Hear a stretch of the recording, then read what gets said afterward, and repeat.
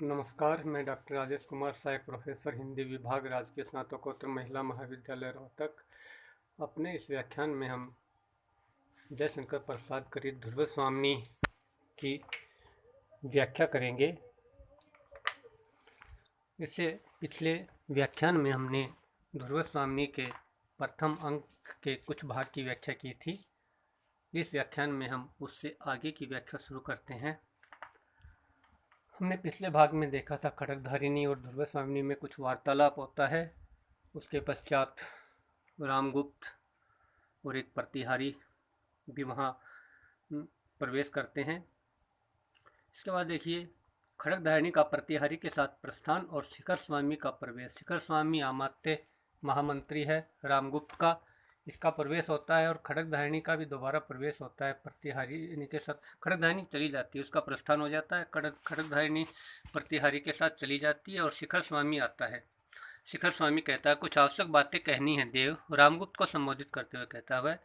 रामगुप्त चिंता से उंगली हिलाते हुए जैसे अपने आप से बातें कर रहा हो, इस मुद्रा में वह अभिनय करते हुए कहता है ध्रुव देवी को लेकर क्या साम्राज्य से भी हाथ धोना पड़ेगा? नहीं। तो फिर कुछ सोचने लगता है। ठीक, तो सहसा मेरे राजदंड ग्रहण कर लेने से पुरोहित, अमात्य और सेनापति लोग छिपा हुआ विद्रोह भाव रखते हैं। नहीं, वह कहता है कि ध्रुव देवी के चक्कर में क्या इसकी चिंता करते करते मुझे अपना साम्राज्य भी खोना पड़ेगा क्या? फिर होता है कि मैंने, क्योंकि पिताजी ने समुद्रगुप्त ने चंद्रगुप्त को युवराज बनाया था और मैंने फिर राजदंड ग्रहण कर लिया, यानी मैंने शासन कार्य मैंने ले लिया, यानी मैं शासक बन गया। तो इस कारण पुरोहित है, मंत्री हैं, सेनापति हैं, ये सभी लोग मुझसे विद्रोह का भाव रखते हैं, ऐसा रामगुप्त सोचता है। फिर शिखर स्वामी से कहता है ना ऐसा ही? केवल एक तुम ही मेरे विश्वास पात्र हो। रामगुप्त केवल शिखर स्वामी को अपना विश्वास पात्र मानता है, जिस पर वह विश्वास कर सके। समझा न? यही गिरिपद सब झगड़ों का अंतिम निर्णय करेगा, यानी यही पहाड़ी रास्ता, यही युद्ध शिविर, यहीं पर सभी झगड़ों का निर्णय हो जाएगा। फिर कहता है अमात्य को संबोधित करते हुए, शिखर स्वामी को संबोधित करते हुए कहता है जिसकी भुजाओं में बल न है उसके मस्तिष्क में तो कुछ होना चाहिए। शायद ये उस पर रामगुप्त अपने पर ये बात कहता है कि मेरी भुजाओं में बल नहीं है, तो मुझे मस्तिष्क से कुछ काम, बुद्धि से काम लेना पड़ेगा। इसके बाद देखिए शिखर स्वामी एक पत्र लेकर रामगुप्त को देता है। रामगुप्त और कहता है इसे पढ़ लीजिए। रामगुप्त पत्र पढ़ते पढ़ते आश्चर्य से चौंक उठता है। शिखर स्वामी कहता है चौंकिए मत, ये घटना इतनी आकस्मिक नहीं है कि कुछ सोचने का अवसर नहीं मिलता, यानी ये घटना एकदम नहीं आई है, ये पहले इसकी संभावना थी शायद शिखर स्वामी को या रामगुप्त को, तो इसलिए कहता है कि ये एकदम घटित होने वाली घटना नहीं है, आकस्मिक नहीं है। आकस्मिक वही होती है जो एकदम घटित हो जाए। रामगुप्त ठहर कर कहता है तो ऐसा ही, किंतु एक बात मेरे प्रतिकूल भी नहीं है। यानी ये जो है इस पत्र में क्या लिखा है उसका उल्लेख यहाँ नहीं मिलता, लेकिन रामगुप्त कहता है कि मेरे प्रतिकूल, मेरे विरोध में कुछ नहीं है, मुझे इसकी संभावना पहले से ही थी।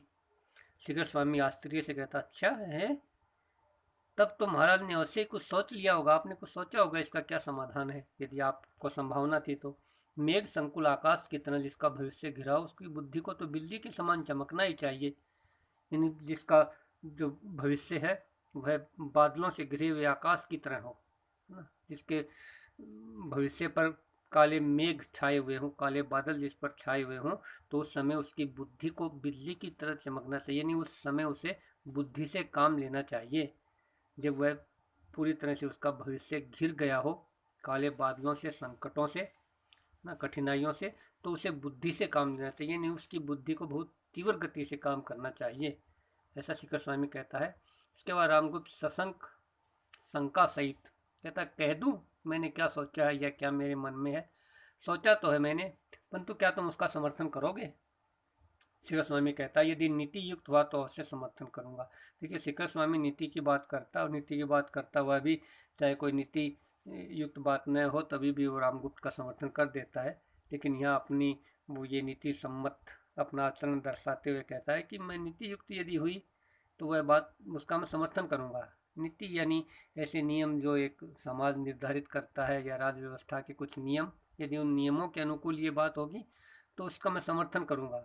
फिर आगे अपनी बात के समर्थन में शिखर स्वामी कहता है कि सबके विरुद्ध रहने पर भी स्वर्गीय आर्य समुद्रगुप्त की आज्ञा के प्रतिकूल मैंने ही आपका समर्थन किया था, यानी सब आपके विरोध में थे।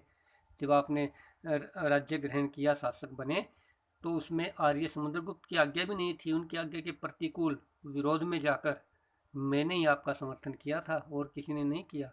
नीति सिद्धांत के आधार पर ज्येष्ठ राजपुत्र को क्यों मैंने समर्थन किया, अपनी बात को नीति के आधार पर ठीक उचित दर्शाता है। शिखर स्वामी कहता है कि मैंने आपका समर्थन इसीलिए किया क्योंकि नीति सिद्धांत ये कहता है कि बड़े युवराज को ही, बड़े राजकुमार को ही राज्य मिलना चाहिए, यानी उत्तराधिकारी वही बड़ा ही होना चाहिए ना। इस बात को वो पूरी नहीं कहता, बीच में छोड़ देता है।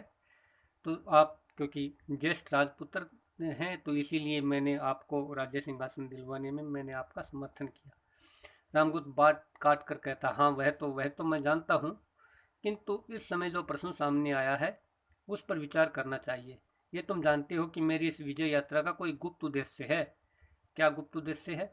शायद वह मनोभाव को जानना चाहता है ध्रुव स्वामी, चंद्रगुप्त आदि के। उसकी सफलता भी सामने दिखाई पड़ रही है। हाँ, थोड़ा सा साहस चाहिए। शिखर स्वामी कहता, वह क्या पूछता है?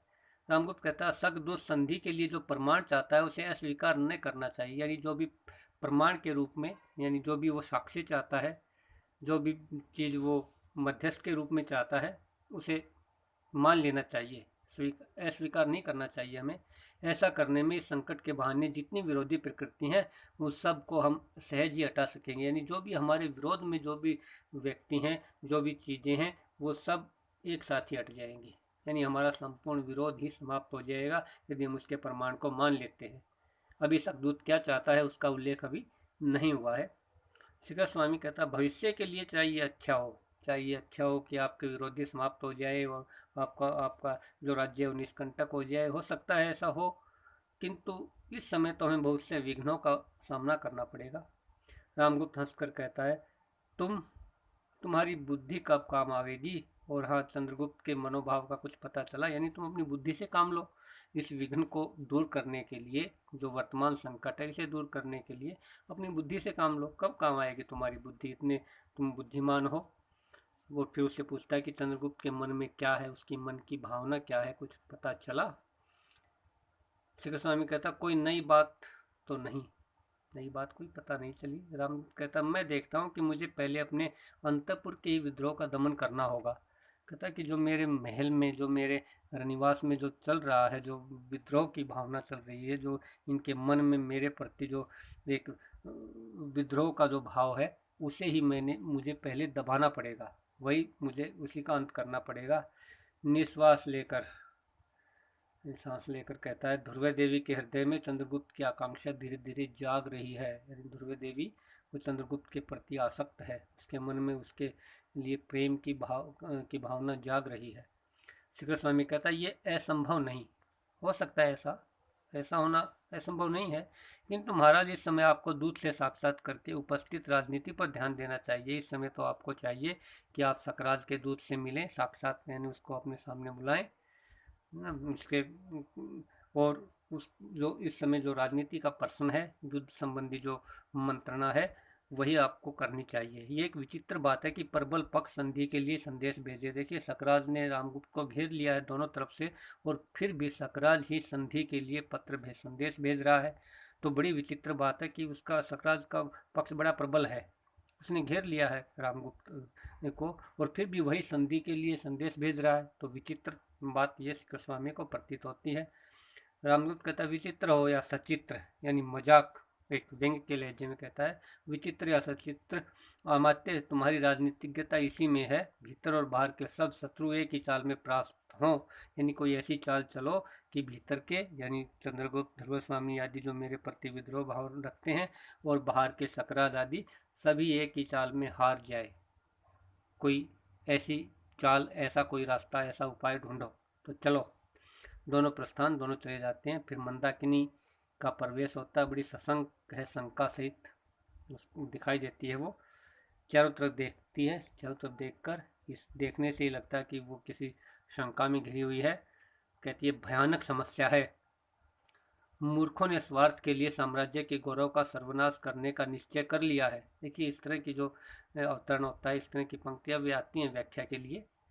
तो वह मंदाकिनी कहती है, किससे कहती है? सौगती कहती है, शायद वहाँ कोई है नहीं सुनने वाला, वो अपने आप ये बात कहती है कि मूर्खों ने अपने स्वार्थ के लिए इस महान समुद्रगुप्त के साम्राज्य के गौरव का सर्वनाश करने का निश्चय कर लिया। यानी इसके इस गुप्त साम्राज्य के गौरव को बिल्कुल ये नष्ट करके ही मानेंगे। सच है, वीरता जब भागती है तब उसके पैरों से राजनीतिक छल छंद की धूल उठती है। यानी वीर व्यक्ति जब कायरता पर उतर आता है, जब वह पीठ दिखाकर भागने लगता है, तो वो क्या करता है? कुछ न कुछ राजनीतिक चाल चलता है। वह चाल भी छल पूर्वक, छल छंद युक्त चालें चलने लगता है, वीरता को त्याग कर। बड़ी नीति की बात मंदाकिनी कहती है। फिर कुछ सोचकर कहती है, कुमार चंद्रगुप्त को यह सब समाचार शीघ्र ही मिलना चाहिए कि ध्रुव स्वामी के मन में उसके प्रति कुछ प्रेम है। ये बात चंद्रगुप्त को भी मालूम होनी चाहिए, जल्दी ही शीघ्र ही उन्हें बता देनी चाहिए। गूंगी के अभिनय में महादेवी के हृदय का आवरण तनिक सा हटा है। गूंगी के अभिनय द्वारा पता चला है महादेवी के हृदय का की बात, थोड़ा सा आवरण यानी उसका जो एक पर्दा था उसके हृदय पर, वो थोड़ा सा हटा है, और उसके पता चला है कि उसके मन में चंद्रगुप्त के प्रति थोड़ा सा स्निग्ध भाव है, थोड़ा प्रेम का भाव है। किंतु वह थोड़ा सा स्निग्ध यानी वह प्रेम का जो भाव है, कोमलता का जो भाव है, वह भी कुमार के लिए कम महत्व नहीं रखता। बड़ा महत्व का है ये भी, इस चीज़ का भी, कि ध्रुव स्वामी कुमार के प्रति स्निग्ध भाव रखती है, उसके प्रति प्रेम का भाव है उनके हृदय में। कुमार चंद्रगुप्त, यह चंद्रगुप्त के चरित्र के बारे में फिर पता चलता है ध्रुव स्वामी के इस कथन से। कहती कितना समर्पण का भाव है उसमें, कितना समर्पित है। यानी समर्पित तो है ही, उसने अपना राज्य भी भाई के लिए त्याग दिया, अपनी वाग्दत्ता पत्नी ध्रुव स्वामी का विवाह भी अपने बड़े भाई से हो जाने दिया। तो कितना समर्पण का भाव है उसमें। और उसका बड़ा भाई रामगुप्त, यानी दोनों बिल्कुल विपरीत हैं। कपटाचारी रामगुप्त, कपट आचरण करने वाला, दुराव छिपाव करने वाला, जी करता है इस कलुषित वातावरण से कहीं दूर विस्मृत में अपने को छिपा लूँ, यानी विस्मृति में अपने आप को कहीं भूल जाऊँ मैं, ऐसा मेरा दिल करता है। पर मंदा, तुझे विधाता ने क्यों बनाया? सोचती है कि मुझे क्यों बनाया विधाता ने, मेरा क्या औचित्य है, क्या अस्तित्व है? सोचने लगती है, नहीं, मुझे हृदय कठोर करके अपना कर्तव्य करने के लिए यहाँ रुकना होगा।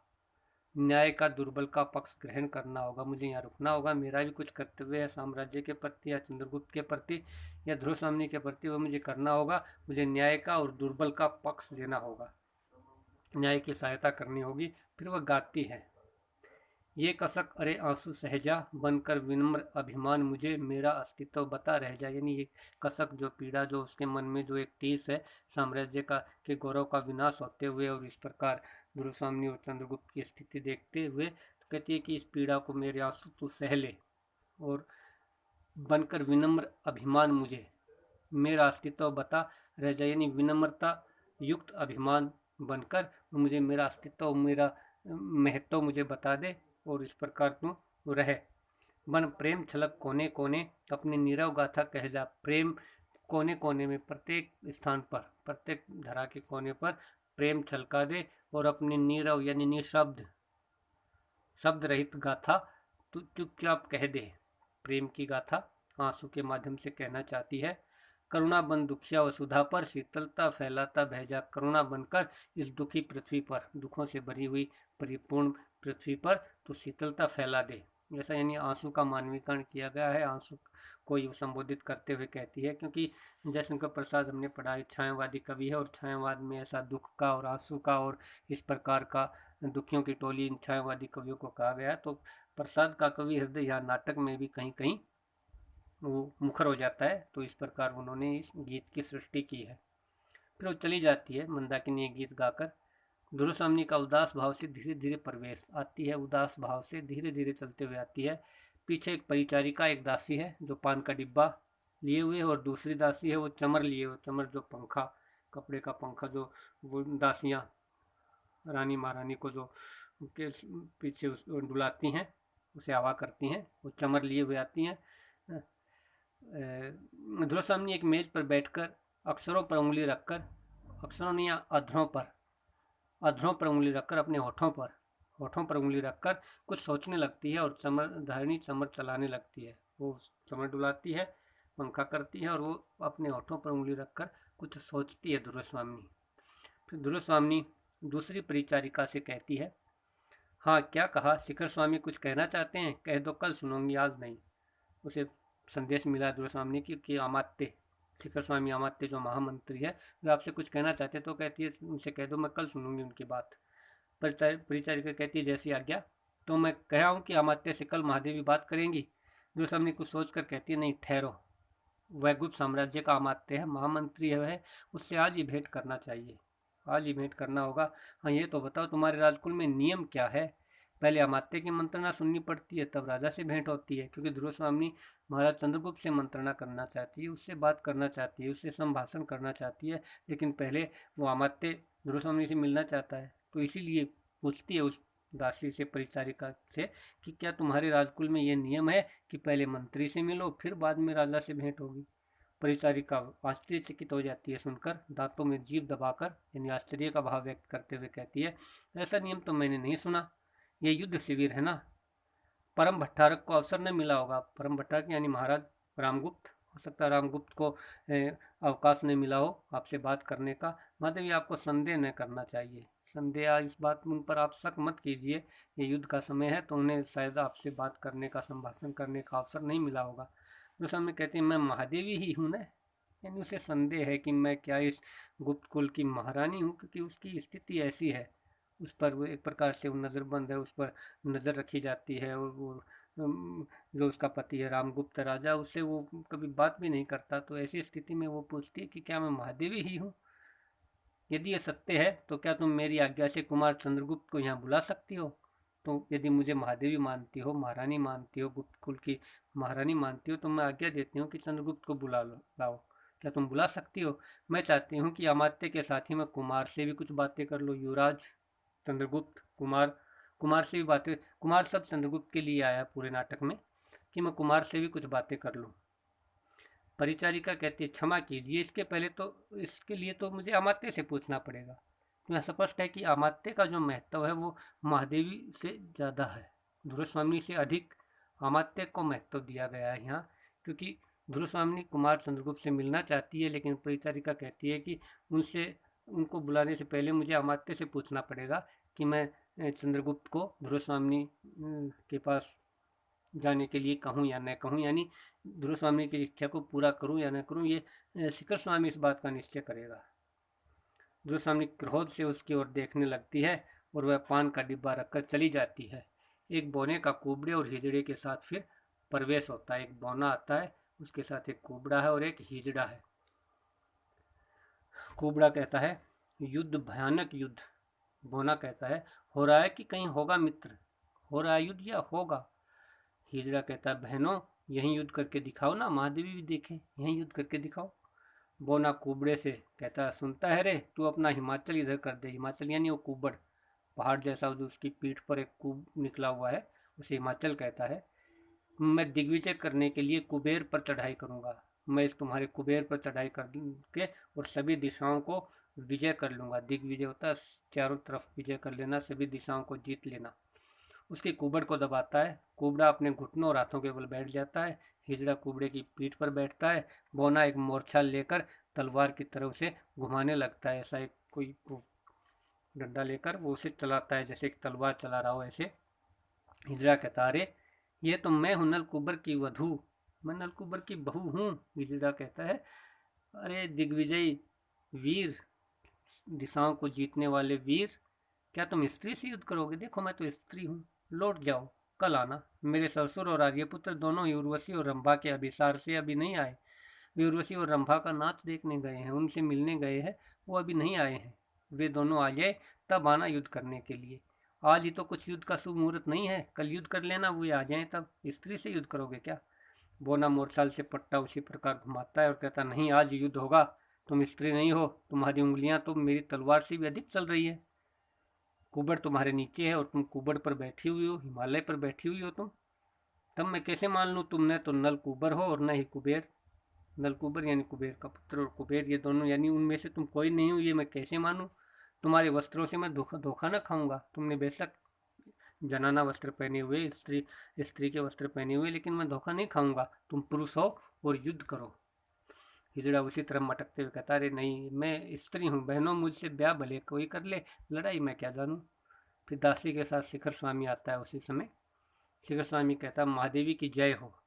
दूसरी ओर से युवती दासी के कंधे का सहारा लिए कुछ कुछ मदिरा के नशे में रामगुप्त का प्रवेश। दासी के कंधे पर हाथ रखे उसका सहारा लिए हुए और शराब के नशे में रामगुप्त प्रवेश करता है, यानी कुछ लड़खड़ाता हुआ सा, मुस्कुराता हुआ बोने का खेल देखने लगता है। ध्रुव उठकर खड़ी हो जाती है और शिखर स्वामी रामगुप्त को कुछ संकेत करता है। रामगुप्त कुछ भर्राए हुए कंठ से कहता, महादेवी की जय हो। ध्रुव स्वामी कहती है, स्वागत है महाराज। रामगुप्त एक मंच पर बैठ जाता है, एक बैठके पर बैठ जाता है, बैठने का आसन, वे जो कुर्सी जैसा, कुर्सी निमा जिसे हम कह सकते हैं, ऐसा कोई मंच है, उस पर बैठ जाता है। और शिखर स्वामी ध्रुव स्वामी के इस उदासीन शिष्टाचार से चकित होकर सिर खुजलाने लगता है, क्योंकि ध्रुव स्वामी ने कोई बड़े एक उत्कंठा या बड़े उत्साहपूर्वक रामगुप्त का स्वागत नहीं किया, बस यही कह दिया कि स्वागत हमारा, बड़ा उदासीनता के साथ। शिखर स्वामी चकित हो जाता है इस बात पर। फिर कुबड़ा वही नाटक शुरू रखते हैं वे तीनों। कुबड़ा कहता, दोहाई राजा धीराज की, हिमाचल का कुबल दुखने लगा, मेरा तो ये कुबड़ ही दुखने लग गया। न तो ये नल कुबड़ की बहू मेरे कुबड़ से उठती है और न ये बोना मुझे विजय कर लेता है, न तो ये उठती है और न ये मुझे जीतता है। रामगुप्त हंसते हुए कहता, वाह रे वामन वीर, दिग्विजय का नाटक खेला जा रहा है क्या। बोना आकड़ कर, वामन के बलि विजय की गाथा और 3 पगों की महिमा सब लोग जानते हैं, मैं 3 लात में इसका कुबड़ सीधा कर सकता हूँ। यानी वामन का अवतार लिया था जब भगवान ने, तो उन्होंने 3 पगों में महाराज बलि से 3 पग धरती मांगी थी और उन्होंने 2 पगों में ही धरती आकाश पाताल को नाप लिया था, बताते हैं।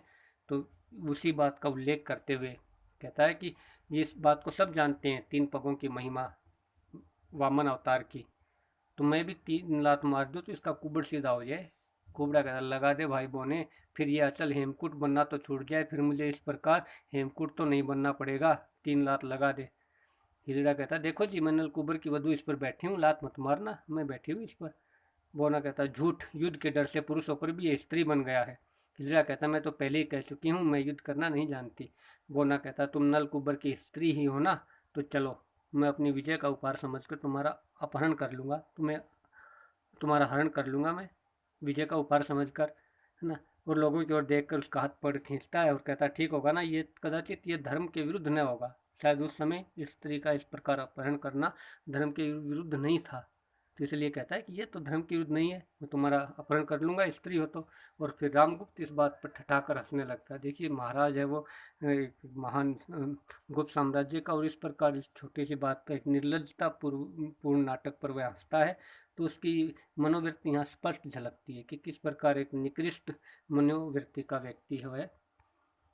दुर्स्वामी बड़ी क्रोधित हो जाती है इस बात से, इनके इस घटिया नाटक से।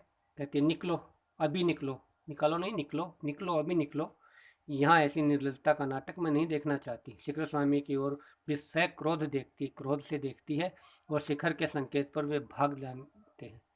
रामगुप्त कहता, अरे ओ दिग्विजय, सुन तो बुलाता हूँ, अरे सुनो सुनो सुनो। उठकर ताली पीटता हुआ हंसता है, जैसे कोई छोटा बच्चा ताली पीटता है, ऐसे रामगुप्त जो एक शासक है वह ताली पीटता है।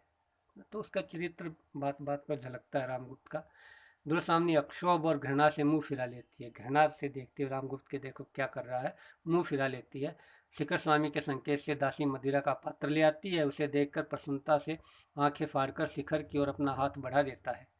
अमात्य, आज ही महादेवी के पास मैं आया और आप भी पहुंच गए। एक विलक्षण घटना है कि आज ही मैं यहाँ आया गुरुस्वामी के पास और आप भी आज ही आ गए। बड़ी विलक्षण घटना हो गई, विचित्र घटना हो गई। पत्र लेकर, यानी वो प्याला लेकर पीता है, शराब पीता है। श्री गोस्वामी कहता है, देव मैं इस समय एक आवश्यक कार्य से आया हूँ। रामगुप्त, तो मैं तो भूल ही गया, वह बर्बल सकराज क्या चाहता है, मैं आक्रमण न करूँ, इतना ही चाहता है, जाने दो, मैं युद्ध अच्छी बात नहीं करूँगा आक्रमण। शिखर स्वामी कहता है, वह और भी कुछ चाहता है। रामगुप्त, क्या कुछ सहायता मांग रहा है। शिखर स्वामी कहता है, सिर झुका गंभीरता से कहता, नहीं देव, वह बहुत ही असंगत और अशिष्ट याचना कर रहा है। रामगुप्त कहता है, कुछ कहो भी।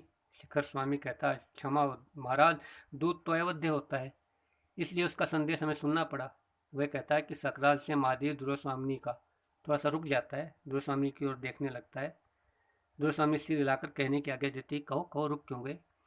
विवाह संबंध स्थिर हुआ था, यानी सकराज से महादेवी दुर्वासा का विवाह संबंध स्थिर हो चुका था। बीच में ही आर्य समुद्रगुप्त की विजय यात्रा में महादेवी के पिताजी ने उपहार में उन्हें गुप्त कुल में भेज दिया, इसलिए महादेवी को वह रुक जाता है। फिर श्री कृष्ण रामगुप्त कहते हैं, क्या कहते हो अमात्य, क्या वह महादेवी को मांगता है?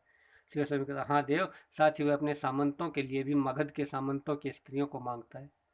रामगुप्त सांस लेकर, ठीक है, जब उनके पास सामंत हैं तो उन लोगों के लिए भी स्त्रियां चाहिए। हाँ, क्या यह सच है कि महादेवी के पिता ने पहले सकराज से इनका संबंध स्थिर कर लिया था? क्या महादेवी के पिता पहले इनका विवाह सकराज से निश्चित किया था उन्होंने? श्री स्वामी, ये तो मुझे नहीं मालूम। ध्रुव स्वामी रोज से फूलती हुई टहलने लगती, बड़ी क्रोधित हो जाती है, फूल जाती है गुस्से में, वो टहलती है। रामगुप्त कहता, महादेवी अमात्य कुछ पूछ रहे हैं, बताओ, क्या तुम्हारा संबंध सकराज से निश्चित हुआ था? ध्रुव स्वामी कहता, प्रथम संभाषण के लिए मैं कृतज्ञ महाराज कि आप मुझसे पहली बार बोले, बड़ी कृतज्ञ हो गई, बड़ा मैं आपका एहसान मानती हूँ कि आप मुझसे पहली बार बोले, किंतु मैं भी यह जानना चाहती हूँ कि गुप्त साम्राज्य क्या स्त्री संप्रदान से ही बड़ा है? क्या गुप्त साम्राज्य, इसका विस्तार स्त्रियों के लेन देन से हुआ है? संप्रदानी स्त्रियों का आदान प्रदान, क्या इसी प्रकार यह साम्राज्य बड़ा है? रामगुप्त हंसकर झेप कर हंसता हुआ कहते हैं, बताओ, बताइए बताइए महाराज, हम आते हैं जी, बताइए शिखर स्वामी। शिखर स्वामी कहते हैं, मैं क्या कहूँ, शत्रु पक्ष का यही संदेश है, इसी बात पर संदेह हो सकती है। यदि स्वीकार न हो तो युद्ध कीजिए, या तो इस मान लीजिए या युद्ध कीजिए। शिविर दोनों ओर से घिर गया है, उसकी बातें मानिए या मर कर भी अपनी कुल मर्यादा की रक्षा कीजिए, दूसरा कोई उपाय नहीं, बस यही है। रामगुप्त चौंक जाता है इस बात पर और कहता है, क्या प्राण देने के अतिरिक्त दूसरा कोई उपाय नहीं? फिर तो महादेवी से पूछिए, प्राण देने पड़ेंगे क्या? क्योंकि काया रामगुप्त डर जाता है, कहता है महादेवी से ही पूछो, जाना चाहती है या नहीं। दुर्वासा तीव्र स्वर से कहती है, अच्छा, और आप लोग कुबड़ों, बोनों और नपुंसकों का नृत्य देखेंगे? मैं जानना चाहती हूँ, किसने दुख सुख में मेरा साथ न छोड़ने की प्रतिज्ञा अग्नि देवी के सामने की है? यानी किसने मुझसे विवाह किया था फेरों के सामने, फेरों के समय अग्नि देवी के सामने मेरा सुख दुख में साथ देने की प्रतिज्ञा किसने की थी? यानी रामगुप्त ने की थी। लेकिन रामगुप्त क्या कहता है, चारों ओर देख रहा था, बताओ किसने किसने की? अरे कोई बोलता क्यों नहीं, बताओ किसने प्रतिज्ञा की थी? जो सामने कहती, तो क्या मैं राजा धीराज रामगुप्त की महादेवी नहीं हूँ? क्या मैं आपकी पत्नी, आपकी महारानी नहीं हूँ? रामगुप्त कहता है, क्यों नहीं, परंतु रामगुप्त ने ऐसी कोई प्रतिज्ञा नहीं की होगी। मैंने नहीं की प्रतिज्ञा, मैं तो उस दिन द्राक्षा सौ में डुबकी लगा रहा था, शराब में डूबा हुआ था मैं तो, है ना। द्राक्षा यानी अंगूर की बेटी होती है, अंगूर के रस से शराब बनती है, तो इसलिए उसे द्राक्षा भी कहते हैं।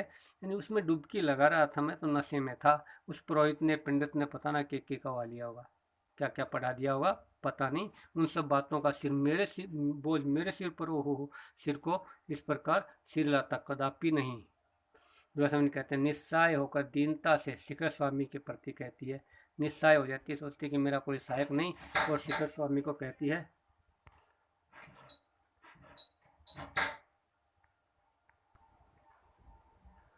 तो कहती है, निस्सहाय होकर कहती है, शिखर स्वामी से कहती है कि अच्छा, तो ये तो राजा ने तो अपनी व्यवस्था दे दी, अपनी बात बता दी, अब सुनो मंत्री महोदय क्या कहते हैं, आप क्या कहते हैं, आप भी कहिए।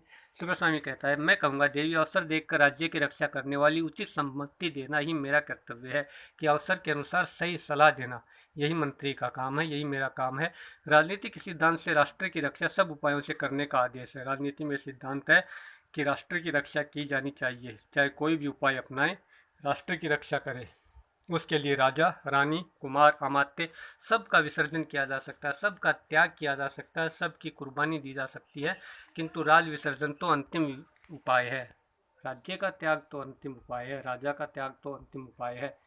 रामगुप्त सोचता है कि ये तो तेरे पक्ष की बात कह दी उसने, तो प्रसन्नता से कहता, वाह, क्या कहा तुमने, तभी तो लोग तुम्हें नीति शास्त्र का बृहस्पति कहते हैं। बृहस्पति जो गुरु है ना, देवताओं उनका गुरु है, तो कहते हैं कि तुम तो नीति शास्त्र के बृहस्पति हो, बहुत अधिक ज्ञान है तुम्हें नीति शास्त्र का। ध्रुव स्वामी कहती है, अमात्य तुम बृहस्पति हो या शुक्र, किंतु धूर्त होने से ही क्या मनुष्य भूल नहीं सकता? तुम धूर्त अवश्य हो, तो धूर्त होने पर ही तुमने कुछ भूल कर दी, तुम धूर्त हो, यानी एक प्रकार से तुम बड़े चालाक और बड़े कपटी हो, शैतान हो, तो इसीलिए तुमने शायद भूल कर दी। आर्य समुद्रगुप्त के पुत्र को पहचानने में तुमने भूल तो नहीं की, इस रामगुप्त को पहचानने में तुमने भूल तो नहीं की, सिंहासन पर भ्रम से किसी दूसरे को तो नहीं बैठा दिया? क्या ये रामगुप्त समुद्रगुप्त का ही पुत्र है? कहीं भूल से तुमने और किसी को तो नहीं बैठा दिया? रामगुप्त आश्चर्य से कहता है, इतना बड़ा व्यंग करती है दुर्योधन रामगुप्त पर आश्चर्यचकित हो जाता है, कहता है क्या क्या क्या।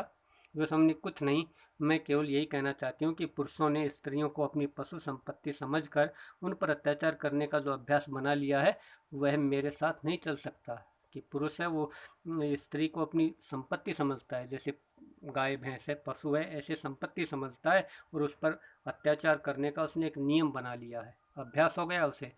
ये मेरे साथ नहीं चलेगा। यदि तुम मेरी रक्षा नहीं कर सकते, अपने कुल मर्यादा नारी का गौरव नहीं बचा सकते, तो तुम मुझे बेच भी नहीं सकते। यानी तुम मेरी मर्यादा, मेरे सम्मान, नारी का गौरव और अपने कुल की मर्यादा की रक्षा नहीं कर सके तो तुम मुझे बेच भी नहीं सकते हो। हाँ, तुम लोगों को आपत्ति से बचाने के लिए मैं स्वयं यहाँ से चली जाऊंगी। श्री गोस्वामी मुंह बनाकर कहता हूँ, राजनीति में ऐसी बातों का स्थान नहीं, राजनीति में नहीं चलती ऐसी बातें। जब तक नियमों के अनुकूल संधि का पूर्ण रूप से पालन नहीं किया जाए तब तक संधि का कोई अर्थ नहीं। यानी संधि तो नियमों के अनुसार ही होती है, यानी तुम्हें हम वहाँ भेजेंगे तब तुम वहाँ जाओगी तभी संधि मानी जाएगी। वैसे हमने कहते, देखते हो इस राष्ट्र रक्षा यज्ञ में रानी की बलि होगी ही, यानी तुम रानी की बलि देने पर ही उतर आए हो राष्ट्र को बचाने के लिए। श्री गोस्वामी कहता है, दूसरा कोई उपाय नहीं। गोस्वामी क्रोध में पैर पटक कर कहती है, उपाय नहीं तो न हो निर्लज अमात्य बेशरम मंत्री, फिर ऐसा प्रस्ताव मैं सुनना नहीं चाहती। रामगुप्त चौंक कर कहता है, इस छोटी सी बात के लिए इतना बड़ा उपद्रव। देखिए रामगुप्त को ये छोटी सी बात लगती है। शकराज उसकी रानी को मांगता है और रामगुप्त के लिए बड़ी छोटी सी बात है। कहता है इतना बड़ा उपद्रव, इतना बड़ा तमाशा। दासी की ओर देखकर कहता, मेरा तो कंठ सूखने लगा, यानी मुझे मदिरा दो। वो मदिरा देती है। दुर्योधन दृढ़ता से, अच्छा तो अब मैं चाहती हूँ अमात्य अपने मंत्रणा कक्ष में जाएं। मैं केवल रानी ही नहीं किंतु स्त्री भी हूँ। मुझे अपने को पति कहलाने वाले पुरुष से कुछ कहना है, राजा से नहीं। जो मुझे अपना पति कहता है उससे मुझे कुछ कहना है, कि मैं एक स्त्री के रूप में। राजा ने तो अपनी बात कह दी, अब मैं राजा से कुछ नहीं कहना चाहती, मैं उस पुरुष से कहना चाहती हूँ जो मेरा पति है। तुम अमात्य तुम अपने मंत्रणा गृह में चले जाएं, अपने कक्ष में जाएं, मैं अपने पति से कुछ बात करना चाहती हूँ। चलो हम इसके इस व्याख्यान में हम इतना ही रखते हैं। इसके आगे की व्याख्या हम अगले व्याख्यान में करेंगे।